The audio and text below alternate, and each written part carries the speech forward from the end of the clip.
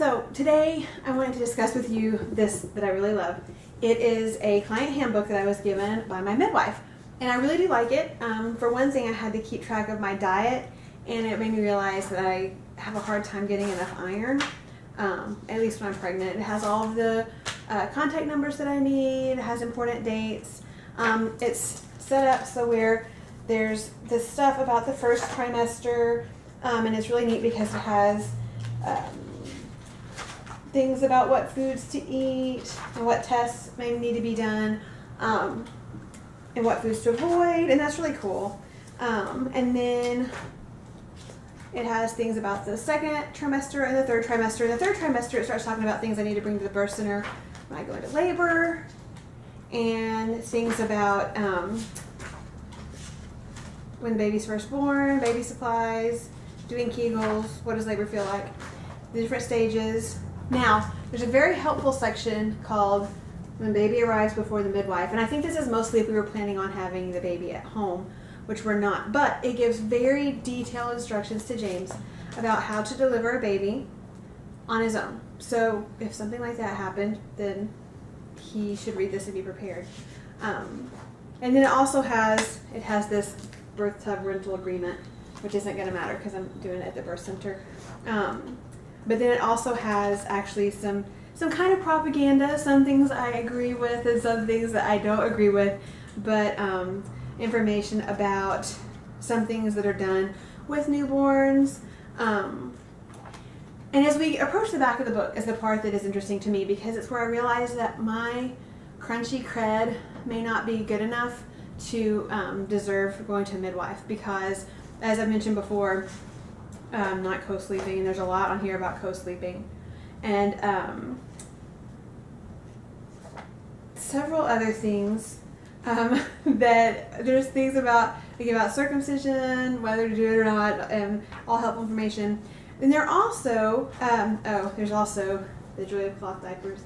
So a lot of attachment parenting kind of things.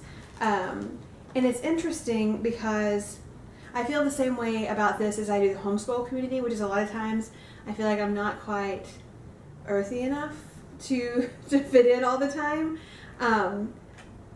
But the section that's most interesting to me at this end basically will show you how immature I am.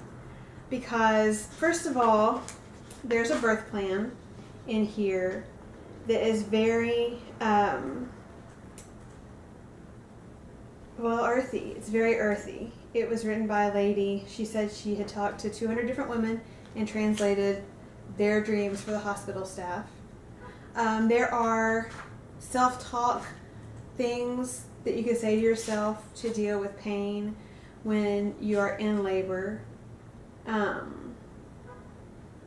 There's an article called Insights into Pushing the Second Stage as a Disruption of the Fetus Ejection Reflex.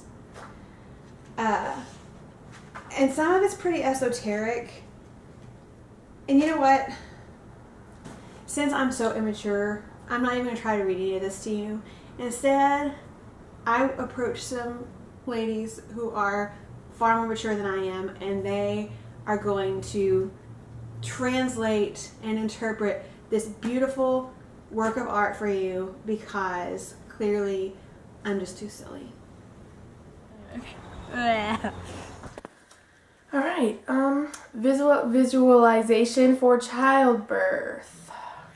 I know that I possess the wisdom of the great mother, for we are one. I draw on the source to guide me as I guide my family. As I breathe in, I am calm and relaxed. As I breathe out, my baby shares my calmness. As I breathe in, my baby and I are a team, ready for the work that we are about to do.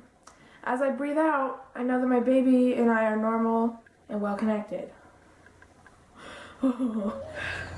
As I breathe in, I can't even read it. Pushing.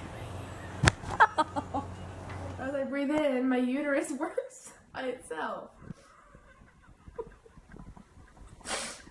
As I breathe in, I know my baby's head fits perfectly through my pelvis.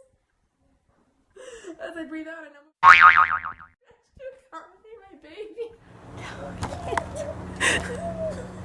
Birth plan, alright.